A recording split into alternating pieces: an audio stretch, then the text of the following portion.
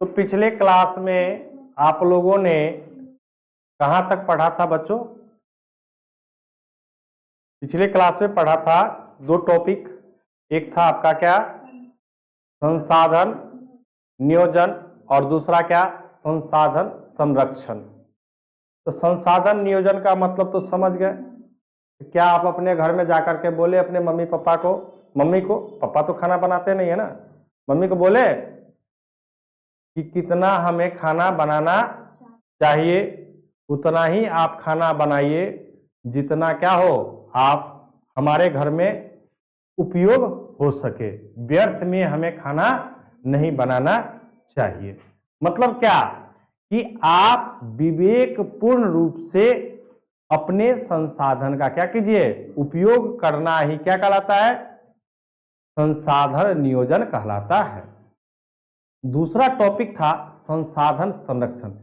संसाधन संरक्षण का मतलब आप लोग को बताए थे कि आपके पूर्वज यदि जमीन बचा करके रखे हैं तो आपके उससे अगले पीढ़ी ने उनका क्या किया, उपयोग किया, फिर उसके अगले पीढ़ी ने उपयोग किया, फिर मान के चलिए आपके दादाजी उपयोग किए, फिर आपके पिताजी उपयोग किए, फिर आप उपयोग कीजिएगा, फिर आपके आने वाले पीढ़ी भी उपयोग करेंगे। तो जब तक आपके पास जो संसाधन यदि बच्चों संरक्षित करके, मतलब क्या, उसको बचा करके सुरक्षा करके नहीं रखिएगा, तो क्या आपको उस संसाधन की प्राप्ति होगी? जब आपको प्राप्ति नहीं होगी तो आने वाले पीढ़ी को भी क्या होगी, प्राप्ति नहीं होगी। तो संसाधन का संरक्षण का मतलब क्या कि आपके पास जो संसाधन है आप उसको सुरक्षित रूप से बचा करके प्रयोग करते हुए अगले पीढ़ी को क्या करना, देना, क्योंकि उससे भी वो भी क्या हो सके, लाभान्वित हो सके। क्लियर है? तो पिछले क्लास में यही तक पढ़े थे। आज का जो टॉपिक है उसी से थोड़ा सा रिलेटेड है, तो समझिएगा कि कहता क्या, कहता सुनिए, कहता कि संसाधन संरक्षण के लिए, किसके लिए, अंतरराष्ट्रीय स्तर पर सर्वप्रथम बच्चों 1968 ईस्वी में क्लब ऑफ रोम ने इसकी वकालत की थी।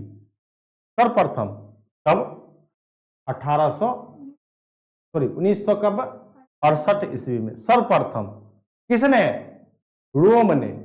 सर्वप्रथम इसकी कौन, क्लब ऑफ रोम ने इसकी क्या की थी, वकालत की थी। वकालत करने का मतलब क्या कि जैसे देश का प्रतिनिधि मंडल यूएनओ में, यूएनओ एक संस्था है जहां पर सभी देश का प्रतिनिधि वहां पर उपस्थित होते हैं। तो वहां पर इस बात का चर्चा किया गया कि आपके पास जो संसाधन है तो उस संसाधन को संरक्षित करके बचा करके उपयोग कीजिए, टेक्नोलॉजी डेवलप कीजिए जिससे तकनीक के आधार पर उसका कम से कम उपयोग हो सके, क्या सके, कम से कम उपयोग हो सके। अब देखिए जैसे फॉर एग्जांपल आप लोग को पिछले भी क्लास में बताए थे कि जब हम लोग नहाते हैं बच्चों तो हम लोग देखिए 3 प्रकार से नहाते हैं, नहीं नहाते हैं 3 प्रकार से। देखिए नहाने का तो एक ही प्रकार होता है ना, पानी से नहाना, 3 प्रकार क्या होता है, मतलब कहने का मतलब जो घर में व्यवस्था होता है, या तो आप सीधे बाल्टी से नहाते हैं, हाँ या ना, या आप मग से नहाते हैं, है ना, या आप शावर से नहाते हैं जिसको झरना कहते हैं, झरना। तो जब देखते हैं कि बाल्टी से नहाते हैं बच्चों तो वहां पर जल की बर्बादी क्या होती है, अधिक होती है ना। जब मग से नहाते हैं वहां पर थोड़ा सा जल का बर्बादी कम होता है, और जब शावर से आप जब नहाते हैं तो शावर आपके सिर पर सीधे पानी क्या होता है, गिरता है, ये इधर उधर नहीं गिरता। मग से भी करते हैं तो क्या, थोड़ा सिर पर गिरता है, थोड़ा पानी इधर उधर गिर जाता है, बाल्टी से तो सीधे आधा इधर आधा बाहर। और शावर से जब नहाते हैं बच्चों झरना से तो वो क्या होता है, सीधे सिर पे पानी गिरता है, वो पानी टपक टपक कर क्या नीचे तक पहुंचता है। फॉर एग्जाम्पल जिस तरह से ड्रिप तंत्र सिस्टम है फसल को उत्पादन करने के लिए, क्योंकि हमारे जो किसान भाई हैं वो तो सीधे क्या करते हैं, बोर्डिंग से जल निकालते हैं, यानी भूमिगत जल निकालते हैं पाइप के, बड़ा बड़ा मोटा पाइप के माध्यम से, हाँ मोटर के माध्यम से, पंपिंग सेट के माध्यम से, और उस पानी को सीधे ही खेतों में क्या करते हैं, छोड़ देते हैं। हमारे सभी जगह फसल नहीं होती है, खेतों में सभी जगह होता है, कुछ कुछ दूरी पर कोई पौधा होता है ना, तो कुछ कुछ दूरी पर पौधा को न जल चाहिए, पूरा खेत को मिट्टी को पानी थोड़ी चाहिए। लेकिन हम लोग क्या करते हैं, यहीं पर जल की क्या करते हैं, बर्बादी करते हैं। तो हम लोगों में क्या होना चाहिए, तकनीक का क्या करना चाहिए, हमारे किसानों को विकास करना चाहिए, दूसरे से देख देख करके सीखना चाहिए कि यदि हम ड्रीम तंत्र सिस्टम लगा दे तो ऊपर में फवारा रहता है, वो फवारा नाचेगा, उतना दूर क्या होगा, जल को हटा देगा, क्योंकि पानी कहां गिरेगा, पौधा के पत्ता पर, सिर पर, और वहां से पानी रिस रिस कर कहां जाएगा, जड़ में, तो वहां पर बच्चों क्या होगा, हमारी पानी की बचत होगी। तो यानी संसाधन का क्या किया आपने, सुनियोजित ढंग से आपने क्या किया, उसका उपयोग किया कि नहीं किया। तो वही कहा था कि इन्होंने वकालत की, वकालत की का मतलब क्या, कि वहां पर ये अपना प्रस्ताव रखा कि हमारे देश में या हमारे विश्व में जो संसाधन है, उन संसाधन का हमको किस प्रकार से उपयोग करना है, तो किस प्रकार से संरक्षित करते हुए। फिर कहता कि रियो डी जेनेरा ब्राजील में सन 1992 ईस्वी में प्रथम पृथ्वी सम्मेलन भी इसी संदर्भ में हुआ। यानी आपसे क्वेश्चन यहां से पूछ देगा कि सर्वप्रथम क्लब ऑफ रोम ने संसाधन संरक्षण के लिए कब प्रस्ताव रखा, यानी कब वकालत की, तो कब 1900, ऐसे भी क्वेश्चन पूछ सकता है कि 1968 ईस्वी में संसाधन संरक्षण के लिए कौन सा क्लब ने वकालत की थी, तो क्या क्लब ऑफ रोम। तो दो ऑब्जेक्टिव, एक ही क्वेश्चन है लेकिन दो प्रकार से पूछ दिया। दूसरा कहेगा कि रियो डी जेनेरा पृथ्वी सम्मेलन कब हुआ था, तो कब 1992 में, या ऐसे क्वेश्चन पूछ देगा कि 1992 मतलब सबसे प्रथम पृथ्वी सम्मेलन किस ईस्वी में और कहां पर हुआ था, तो कहां पर हुआ था, तो प्रथम पृथ्वी सम्मेलन कब 1992 ईस्वी में, कहां पर, ब्राजील में हुआ था। ऑब्जेक्टिव ये भी बन गया कि नहीं ऑब्जेक्टिव। तो इसी प्रकार से ऑब्जेक्टिव आपको क्या करना है, बनाना है। फिर कहता कि सन 1997 ईस्वी में न्यूयॉर्क में द्वितीय पृथ्वी सम्मेलन हुआ। न्यूयॉर्क तो जानते हैं कहां पर है, अमेरिका में, अमेरिका का एक क्षेत्र है जिसको न्यूयॉर्क कहा जाता है। जैसे हमारे भारत देश में दिल्ली है, पंजाब है, हरियाणा है, उसी तरह क्या है वहां पर एक राज्य है जिसका नाम क्या है, न्यूयॉर्क। फिर कहता द्वितीय, कहता फिर सन 202 ईस्वी में जोहान्सबर्ग में तृतीय पृथ्वी सम्मेलन हुआ। कहां पर हुआ, जोहान्सबर्ग में। कहता कि अब प्रति वर्ष 5 जून को पर्यावरण दिवस मनाया जाता है। तब न देखते हैं कि 5 जून को सब क्या करता है, एक एक पौधा लेकर के फोटो खिंचाने का काम करता है। जितने भी पदाधिकारी हैं पर्यावरण दिवस पर क्या करते हैं, एक पौधा ले लेंगे, लगाएंगे, फोटो खिंचाएंगे। अब फोटो को क्या करेंगे, अपलोड करेंगे। अरे भैया, सबसे ज्यादा तो विनाशकारी क्या है, पौधा को काटना। जैसे ही पौधा काट रहे हैं आपका पर्यावरण क्या हो रहा है, दूषित हो रहा है, क्योंकि ऑक्सीजन की मात्रा क्या होगी, कम होगी। और दिन प्रतिदिन बच्चों वाहनों की संख्या क्या हो रही है, बढ़ रही है। कारखानों की संख्या क्या हो रही है, बढ़ रही है। तो जब दिन प्रतिदिन वाहनों की संख्या बढ़ेगी, कारखानों की संख्या बढ़ेगी, मनुष्यों की संख्या बढ़ रही है, तो इन सभी से क्या निकलता है, धुआं, कार्बन डाइऑक्साइड। तो हमारे वायुमंडल में कार्बन डाइऑक्साइड की मात्रा क्या होगी, बढ़ेगी। तो इसलिए हमको क्या करना पड़ेगा, इनको बचा करके आगे बढ़ना पड़ेगा। अब है सतत विकास की अवधारणा। सतत का मतलब ही क्या होता है बच्चों, लगातार। सतत का मतलब क्या होता है, लगातार। अब विकास की अवधारणा यानी हमारा देश या हमारा राज्य या हमारा क्षेत्र कैसे लगातार विकास हो। विकास का मतलब क्या, आज हम गए कहीं पर काम करने के लिए, तो आज 5,000 कमा लिए, कल 2-4 दिन बैठ गए, तो क्या ये मेरा विकास हुआ। लगातार का मतलब क्या है कि आप दिन प्रतिदिन कुछ न कुछ अपने इनकम को क्या कीजिए, बढ़ाइए, तभी लगातार सतत विकास होगा।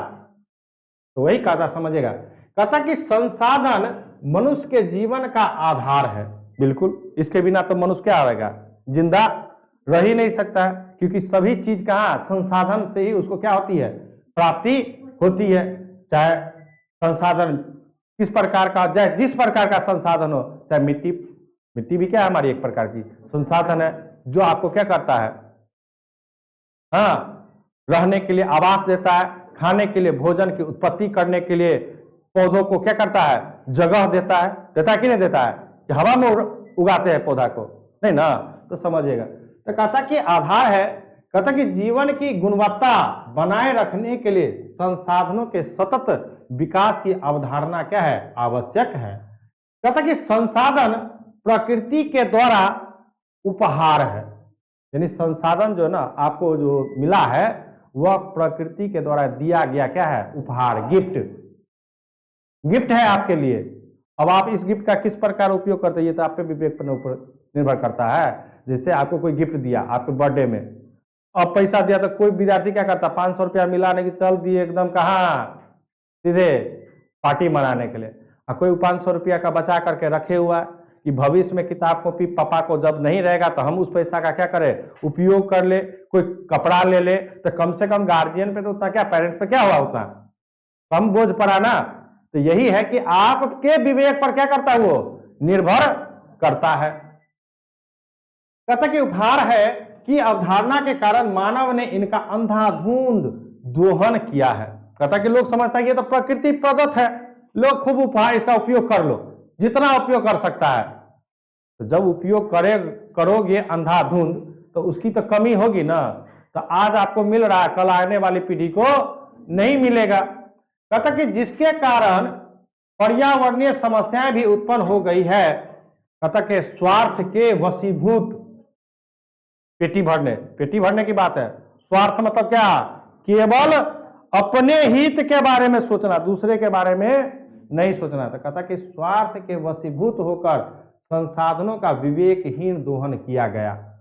कहता कि संसाधनों के विवेकहीन दोहन से भूमंडलीय तापन, जिसको हम लोग क्या कहते हैं, ग्लोबल वार्मिंग, ओजोन क्षय, ओजोन परत की कमी, पर्यावरण प्रदूषण, मृदा क्षरण मतलब जो समझते हैं मृदा का अपरदन, हाँ, मृदा क्षरण का मतलब क्या, मृदा का अपरदन, मृदा की ह्यूमस मात्रा में कमी, मृदा के गुणवत्ता में कमी, क्योंकि आप डेली जो खाद जो छीट रहे हैं रासायनिक खाद, उससे मृदा की जो अपनी जो मजबूती है, मिट्टी की जो अपनी ताकत है, वह दिन प्रतिदिन क्या होते जा रहा है, कमजोर होते जा रहा है।